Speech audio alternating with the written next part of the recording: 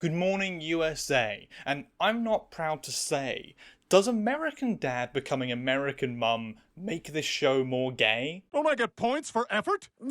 Yeah, I guess. Well, in Season 9's Episode 14, Stan Goes on the Pill, another classic case of a guy either dressing as a woman or having some sort of medical or magical element transform them into a woman, and then they get to experience life for the other gender and potentially learn a bit of a lesson along the way. We get to answer that question. Now, obviously, this is an adult American cartoon, and those things have a less than stellar track record when it comes to doing these kind of storylines in ways that are respectful of trans people and encourage understanding through the allegory that you can draw between a cis guy getting turned into a woman and those who actually choose to transition. So, set that bar real low, and that way you'll be pleasantly surprised with what happens, the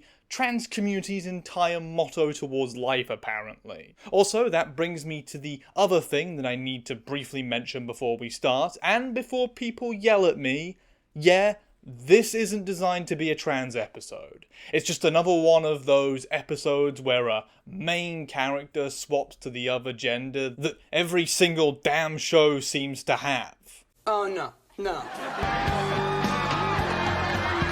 Like, what's going on with writers for TV shows? Do we need to have a talk about this? Because you all seem to be collectively trying to tell us something with how insistent you are that every, especially male character, has to become a woman for an episode to learn some kind of lesson.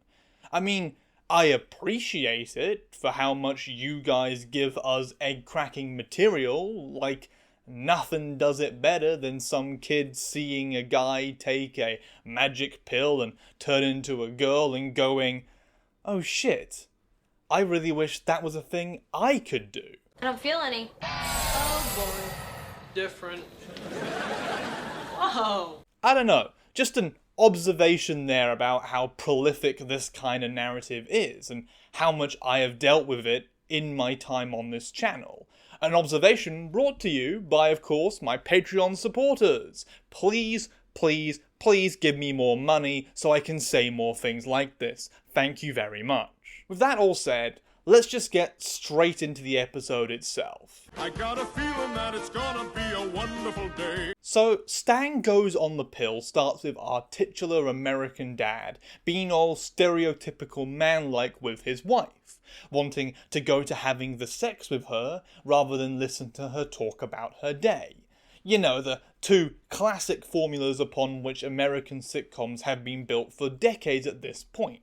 The idea that men only really care about one thing, and it ain't none of that emotional feelings crap. And now, sex time. Slow down. I want to finish the story I was telling you at dinner. And also that guys just don't seem to get along with their partners, finding any excuse to ignore their lives or to get away from discussions with the person that they should supposedly be in love with. He just doesn't pay any attention to me anymore. Isn't that true, Al? Look, not to lose people immediately at the beginning of this video, but when we talk about toxic masculinity, this is kind of the stereotype we're referring back to, and it does suck for both the men and women caught in it, because, like, you should be with someone who you love spending time with and can listen to. If either side isn't feeling that, it's not gonna be a fun experience. And yet the overarching system forces men to just sort of stick it out and to let those problems continue without redress because they're supposed to be how things are. Your party, you get to pick up the supplies. Get to. What were we talking about before I got distracted with being an SJW progressive woke commentator or whatever the fuck conservative media views me as? Oh, right, American Dad doing the setup for the transing gender episode. Stan Smith gets in trouble with his wife for ignoring her and gets reamed out for it. In a kind of funny bit where Stan is forced to answer a school-esque test to prove that he was paying attention. The ethnicity of your friend Tuvok? Your maiden name? These questions are impossible! I do appreciate the fact that out of all the American adult cartoon shows, American Dad does seem to be the one with the most engaging comedy ideas. None of that esoteric flashback anti-comedy bullshit that Family Guy goes with. Hey, is your refrigerator running? Yes, it is. I don't know, they all kind of look the same. The next day at the CIA, where Stan works, Stan tells his boss about the situation with his wife, which leads to his boss directing him to an experimental medical procedure that the CIA is doing to allow their male agents to listen to women when they are working. Something which they hammer home by immediately having both men tune out when the female doctor starts talking to them about, I don't know, something, I guess. Can't be important, right? Because she's a woman. And yeah, sure. One could say here that the use of comedy in this manner to make light of the treatment of women in the workplace and home could be seen as engaging in sexist rhetoric. I would personally argue that American Dad is more than clear in how it presents Stan as not the moral center of the story, and how the ridicule is mostly meant to be directed towards him and not to the minority groups around him. My fellow Republicans, last night I kissed a man, and I learned something.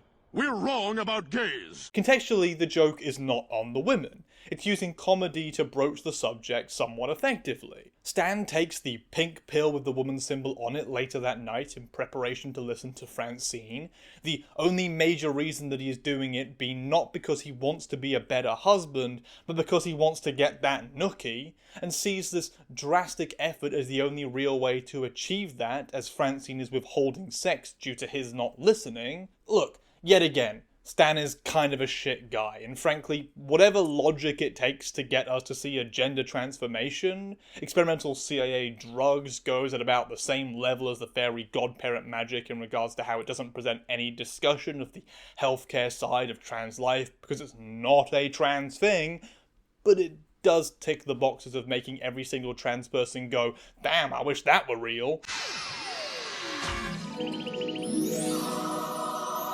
The pill works, and Stan and Francine get a whole-ass bonding montage of them talking, almost like they were some kind of couple or something. And the end result of this is that Francine is incredibly turned on by having an engaged partner who is interested in what she is saying.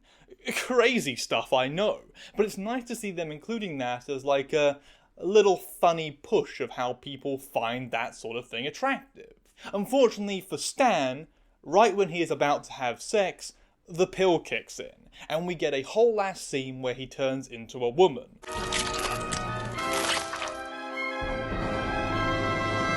Though he does still keep the exact same voice, which is something I personally appreciate, because, I worry that cyberpunk made people think that gender is tied to your voice, and that's frankly almost as crazy as the people who think gender is tied to your genitals. I mean, none of that's right. It's a social construct, so it's not really biologically tied to any physicality. But, you gotta have degrees of acceptance for people who are not immersed in trans culture. And thinking that gender is genitals is, I think, slightly more normal than thinking that gender is voice. Anyway, Stan is a woman now. Kind of. I mean, not really. Sure, he calls himself a woman, other people do call him too, but we literally just covered the whole gender thing right then. If he is still Stan and still interprets himself as a man internally, then firstly, this should get horrifying the instant the novelty wears off, and secondly, he's a man who is just trapped in a body that he didn't want or choose. Oh my God, sir! Either I've gone crazy, or I've turned into a woman! Wow, I wonder what that sounds like. Also, we see a bit about how this happened, how the CIA doctor described that a whole pill turns you into a woman, but half a pill has the desired effect of, I guess, making you enough of a woman to listen to people. Not sure how to treat that exactly, but when the USA collapses and some of you raid the CIA vaults, if you find stuff like this, please share it with the rest of the world for, science or whatever. I mean, it's unlikely it exists, but also your government is made up of non-stop assholes who would keep this kind of healthcare away from the public, and only use it for the absolute dumbest of reasons. Remember the gay bomb? Remember that shit? The gay bomb. They were trying to come up with a gay bomb. USA. Stan and Francine then have to introduce the kids to the change of the family, a change which is a little confused by the whole circumstances around it. Like, Stan isn't not still himself, he's just himself but wearing a different body, an idea that I think is best summed up in the way that he responds to the question of if he is the kid's dad still. Kinda? What the hell? Dad?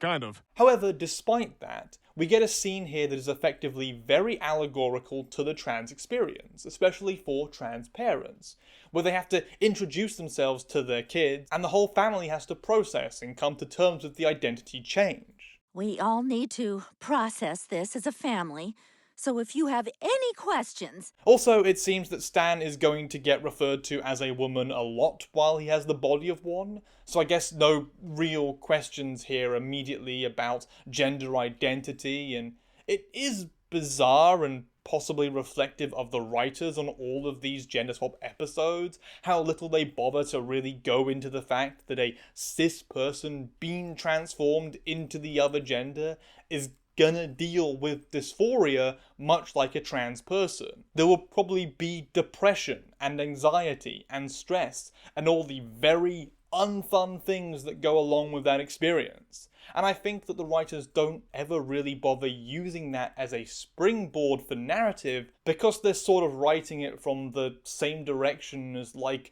transformation porn creators. It's sort of fetishistically presented in a very light tone, and with no real consideration of serious ramifications for the purpose of somebody else's enjoyment.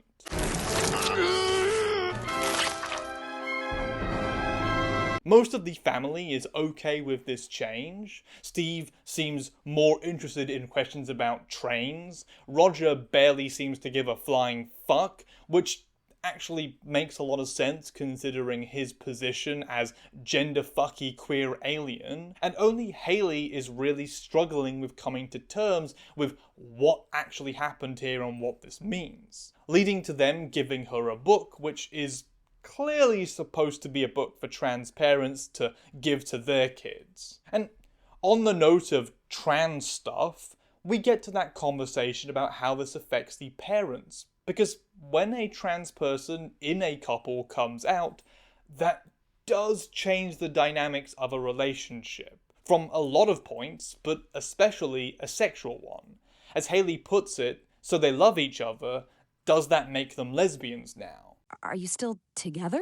Yes! You're lesbians now? Like I said, this whole scene is very much a trans one. It's very much analogous towards trans experiences and reflects that in how the characters interact with it and the questions/difficulties that are coming up. How are you a woman now? In every way. Are you gonna wear a bra now? Absolutely not. Stan and Francine go to bed and try out this new situation with a bit of difficulty due to Stan's lack of comfort with their own body, and both agree that they are in fact not lesbians, and that sex will be off the table. Kids, we are not lesbians. We tried, but it was a no-go. Please stop involving me in this! Quickly brought up, quickly resolved, but this is a sitcom that sort of needs to speed run through everything that happened so they can reset it for next week's episode, so I sort of get not being able to, like, explore these ideas in depth. Stan's boss gets weirdly sexual with him at work, and we learn that he is kinda creepily into Femme Stan, though he also still refers to him as a him, so I don't know what that means sexuality-wise, except for it being definitely some kind of fetish.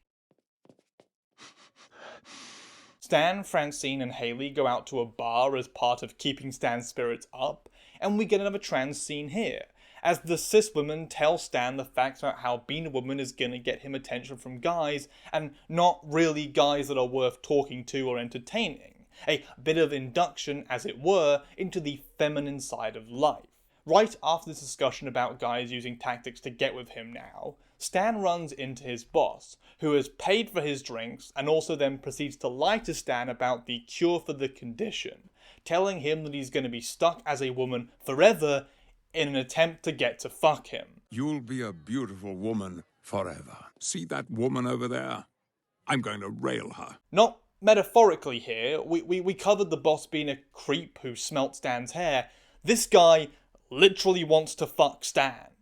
I ain't saying that this is giving Chaser energy, but it's certainly giving Chaser energy an awful fucking lot. For those who don't know, chasers are people who specifically want to be with trans women because of fetishistic reasons around our bodies or identity that turn them on.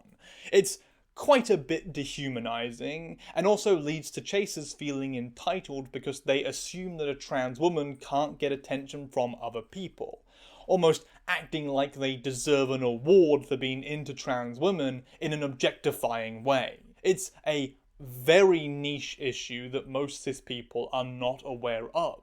But hey, there's another thing to add to the pile of horrifying realities of being trans that you now know. Yay!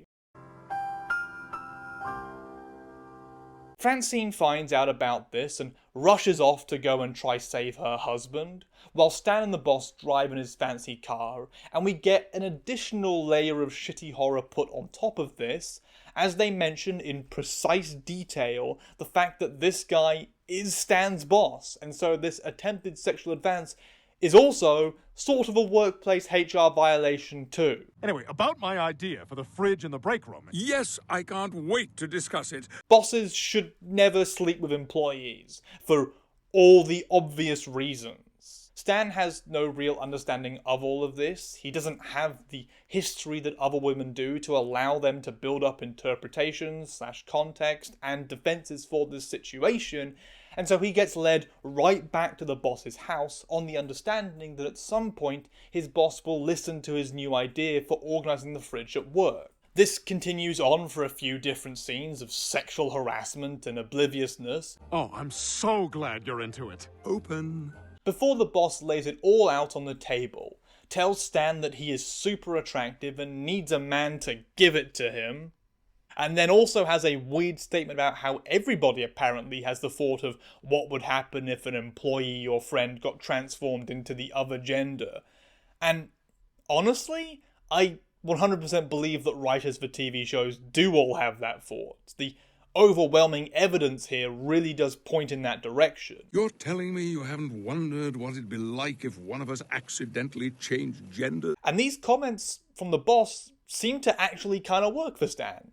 He blushes and smiles and seems to be into it. So, I guess lots of harm, some foul, but okay in the end? This whole thing is still a gigantic mess for the CIA's human resources, but before we can further explore the fact that Stan getting turned into a woman also apparently transformed his attraction from being into women into being with a man, a commentary on sexual orientation that I don't think anybody involved in this episode really thought through at all, and didn't really consider in regards to what it says about that. Sure, transitioning can be something that opens the door for people to feel comfortable considering their orientation. However, I feel like this is more leaning in the direction of that CIA gay bomb shit. Like, the pill itself turns you into a gender and then gives you a version of attraction that would be straight for that gender. Though, hang on a second, how does that fucking work? How does the pill know that? It's not magical. But look, before we can explore that further, and frankly, we shouldn't explore it further because I don't think American Dad holds any answers as to what it intended here with this. Well, before the sex happens, Stan has a moment of realization that his boss wasn't listening to him at all about the fridge, and was merely just doing it to try and sleep with him. A realization which leads to the real moral of the episode. Oh, Francine was right. If you love someone, you have to at least try to listen to them. The moral that he needs to learn to better listen to his wife Francine if he actually wants to be a better husband. All of which ties neatly into Francine bursting in and telling him about the cure for the condition of being stuck as a woman, a condition which has led to Stan having a big ol' meltdown and cry about it. Hey, look, it's as close to that dysphoria and depression as any Gender Swap episodes have got so far. Well done, American Dad, for at least hinting towards it in some way. And then that's the episode. Regrowing a penis was not as painful as you'd think. Stan is back to normal and everything is how it needs to be for us to watch this entire show out of order and late at night because you can't get to sleep and this is the only thing on the fucking channel. So, yeah, that's the episode. What's the commentary? Well, as I've said about 50 times at this point, none of this is intentionally trans. It was not created to be a discussion about trans representation or to feature a trans character, and yet during the process of having a gender swap occur and the fallout around that, we see a lot of the stuff that ties into a trans experience of the world, and into a trans reality. This is actually a great example of why I bother talking about gender swaps at all on this channel, aside from the fact that many trans people find them to be moments of clarity about who we are, steps upon the transition journey which push somebody to consider their gender identity and begin to explore it. You've thought about this before, haven't you? A little. And what name have you thought about? Well, Veronica.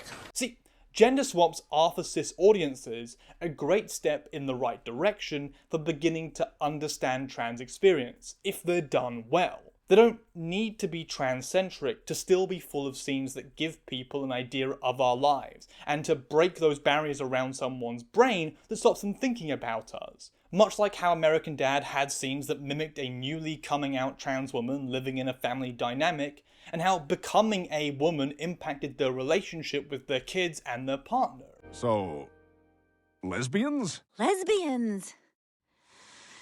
As well as scenes showing that burgeoning engagement with feminine expression. All of this goes towards building the foundations for a cis person to relate to when they think about or talk about trans identity with someone else, or with themselves. In the future, they might relate a trans person to what they have seen or heard from media, and that isn't always stuff that is clearly stamped with the label transgender.